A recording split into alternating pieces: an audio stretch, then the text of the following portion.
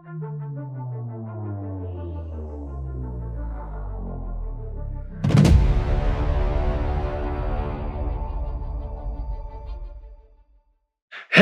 everyone and welcome back to mountmoontcg. Well, it's that time again. A new set comes out for the Pokemon trading card game. So here's my list of the top 10 most competitive cards from the newest expansion, Scarlet and Violet. But before we get into the top 10, I'd like to name a couple of honorable mentions. First up, we have Hawlucha. When you place it from your hand onto your bench, you may use the ability to put 1 damage counter onto 2 of your opponent's bench Pokemon.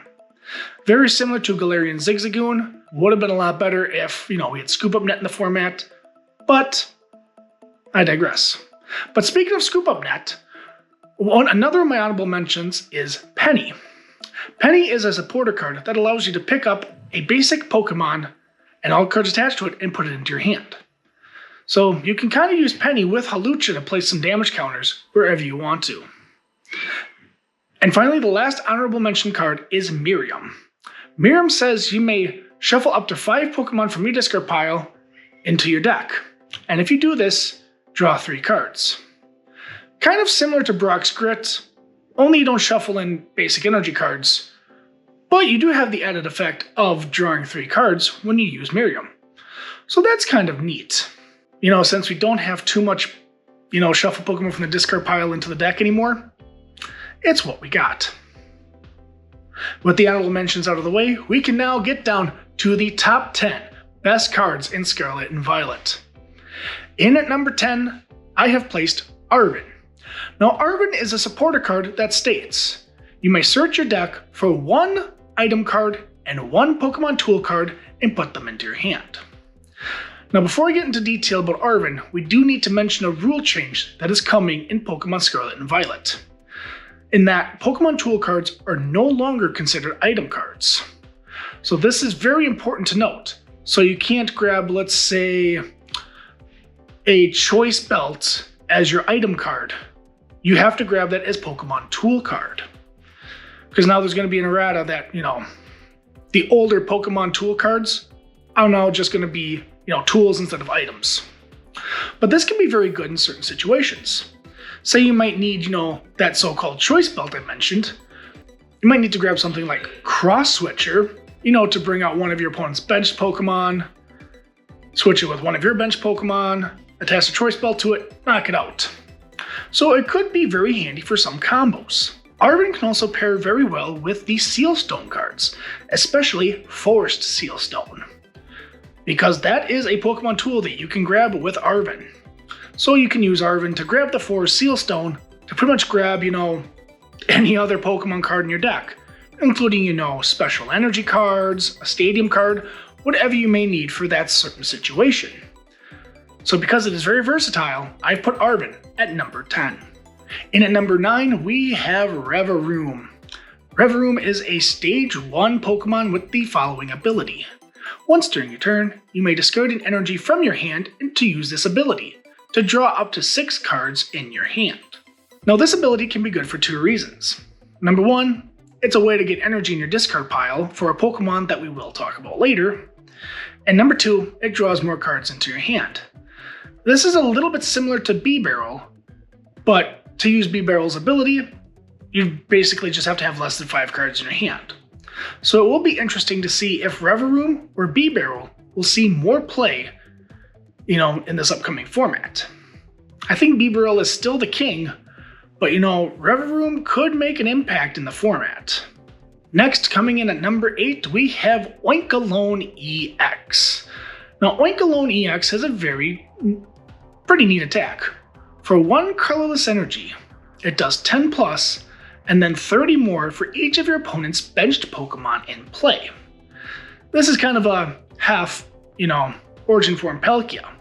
My only problem with Oinkologne is your opponent basically controls how much Oinkologne EX will do. If they only have 1 to 2 bench Pokemon in play, that's not a lot of damage. But if they do have a full bench of 5 Pokemon, Oinkologne is doing 160 damage right there for any basic energy card. That's why I put Oinkologne right here on the list. At number 7, we have Defiant Band. Now, Defiant Band was one of the cards I originally did not have on my list, but I had a change of heart like right before I started recording, because I realized that Defiant Band could be very good for those very slow decks that like to take their time. The card states that if you are behind on prizes, which means you have more prizes left than your opponent, this tool does 30 more damage to your opponent's active Pokemon. So if you find yourself, in a tricky situation early on in the game, no problem. Defiant Band can help you catch up quick. And also the fact that Defiant Band can do damage to any Pokemon makes it really, really useful. Because we know Choice Belt can only do damage to Pokemon Vs. And from now on, Pokemon Vs are, they're not making new ones now. They moved on to EXs. So Choice Belt can only do so much for, the next few months until EXs get really, really popular. So the reason why Defiant Band is here on the list, well, it's good for those slow Pokemon decks to do some extra damage to catch up to the opponent, and also it can hit anything, which is pretty good in my opinion. And at number 6, we have Beach Court. Beach Court states that all basic Pokemon in play, their retreat cost is a colorless less. Now this is very similar to Sky Arrow Bridge back in the Black and White era. It saw a little bit of play with Virizion Genesect decks and a couple of others. But I think Beach Court is going to be used for these Comfy Lost Zone decks. Comfy has 1 retreat cost, and you like to switch out your Comfies in and out of the active spot, so Comfy can use its ability. Because, Lost Zone decks like to put, cards in the Lost Zone, which is why it's called Lost Zone decks. But yeah, this can be used for even Miraidon decks later down the line too. But I think its main use is going to be in these Comfy Lost Zone decks. And if you thought Lost Zone was, annoying already, yeah, wait until Beach Court. I think you might be a little bit more annoyed.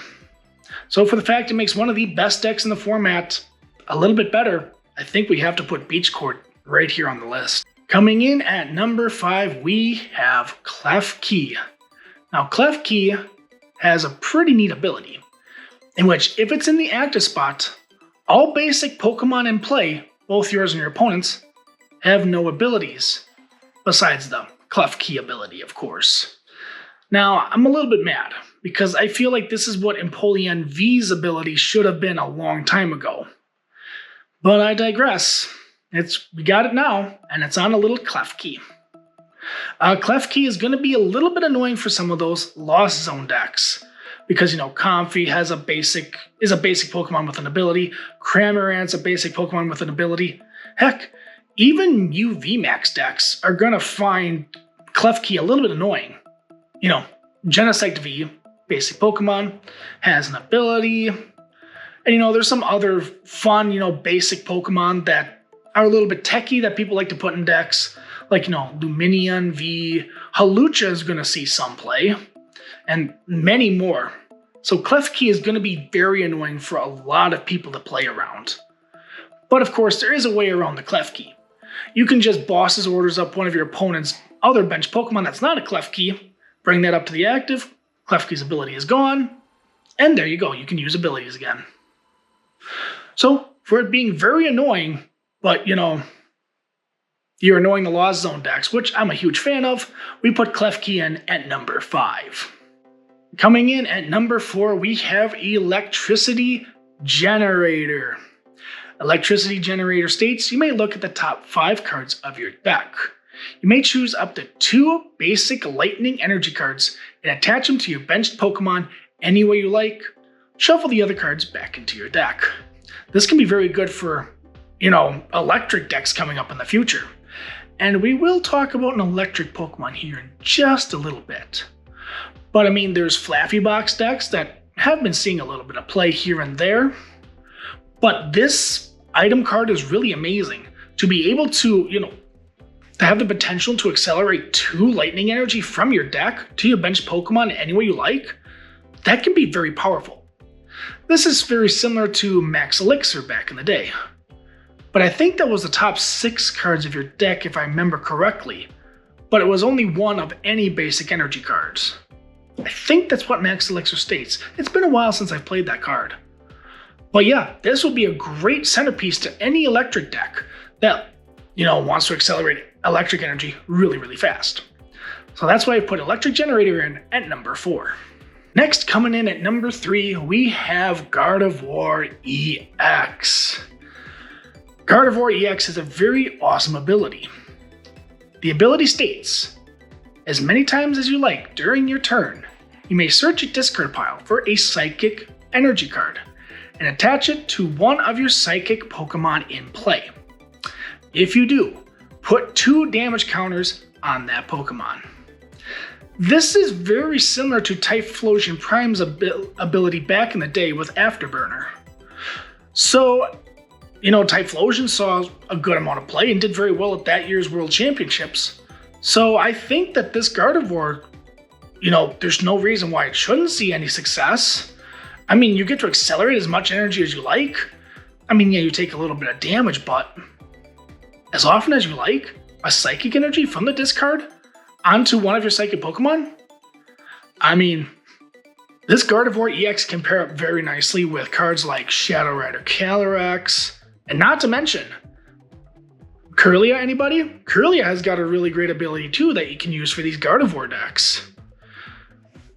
Gardevoir EX is also seeing some play in Japan, and some other parts of Asia, because they get their cards a little bit earlier than we do. Gardevoir is seeing some play over there, so I don't think there's any other reason why, Gardevoir wouldn't see any other play here. So Gardevoir's here at number 3. And at number 2, we have Miraidon EX. Miraidon EX has a very fun ability. Once during your turn before you attack, you may search a deck for 2 basic lightning Pokemon, and put them onto your bench. Shuffle your deck afterwards. This is pretty cool, because this is not a, once you put it on the bench ability. This is when it's just on your bench. You can just search your deck for 2 lightning basic Pokemon, put them onto your bench. So if you want to fill up your bench really quickly, you'll have a Miraidon somewhere on the field, and then you use Miraidon's ability to get maybe another Miraidon or a Mareep. Then you use the other Miraidon's ability to grab 2 more Mareeps, or whatever kind of basic lightning Pokemon you want, and fill up your bench really quick. Who needs Battle VIP Pass? You have Miraidon to fill your bench really, really quickly. And plus 3 energy for 220 isn't bad, but you can't attack during your next turn.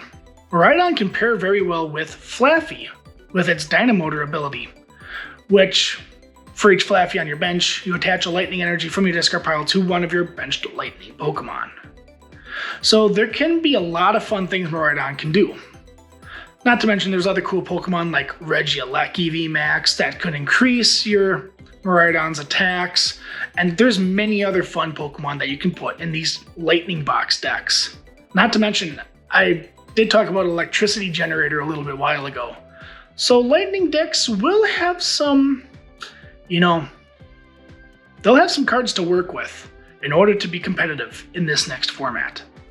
So for that reason, I put Miraidon in at number 2. In at number 1, we have, drumroll please. Oh, we don't have a drum roll sound effect. Okay then. It's Nest Ball. Yeah, Nest Ball, everybody. The reason why Nest Ball is in at number 1, just about every deck is going to play us. I mean, Quick Ball is rotating out, so we kind of need another, ball search card to help get our basic Pokemon. Nest Ball is the answer. Nest Ball states that you search your deck for a basic Pokemon, put it on the bench, shuffle your deck afterwards. Pretty straightforward. This is a reprint card from the Sun and Moon era. We haven't seen the card in a while, so I don't think it's cheating as I put a reprint card here in, the top 10 list. But, if it's going to be played in pretty much every single deck, I think that's a pretty good indication that's going to be the best card in the set. The only downside I have with Nest Ball is if you have a full bench, you can't play Nest Ball, which means it might be stuck in your hand for a little bit. It will be interesting to see how many Nest Balls people put in their decks, considering this little drawback. I mean, Ultra Ball could see a lot more play. That could be 4 copies of. I know in Mew decks, they're probably going to do a 2 Nest Ball, 2 Feather Ball for those, Mew V Maxes. Because, you like to fill your bench up really quick. And Nest Ball is just kind of a waste of a card when your bench is full in your hand. So there's that little drawback. That is why I put Nest Ball in at number 1. So what do you guys think of my top 10 list? Are there cards that I've excluded from the list that you think I should have put on the list? Are there cards that I should definitely take out of this list? Let me know down in the comment section down below. I would love to see what you guys think are the top 10 cards from Scarlet and Violet. Make sure you hit that like button, comment, share, and subscribe, and we'll see you next time here on Mount Moon TCG.